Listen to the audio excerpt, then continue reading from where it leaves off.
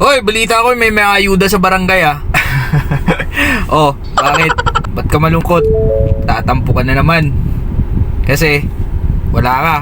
At wala ang pangalan mo. Alam mo, huwag ka na mainggit. At huwag ka na mag-iimutok. Kasi, baka may next batch pa. Diba? Ikaw naman, masyado ka namang galit. Galit na galit. Hindi ka lang napasama sa first batch. Ang dami mo na sinasabi. Ganito, cha. Relax ka lang. Magkakaayuda ka rin. No? Problema lang. Kung wala ka talaga sa listahan. Yun ang problema. Pero, kung nandun naman ang pangalan mo, aba, magandang balita. Huwag ka na magalit. Kasama ka na sa next batch. Ako nga, next batch pa eh. Alright, peace. Huwag ka na magalit, magkakayuda ka rin.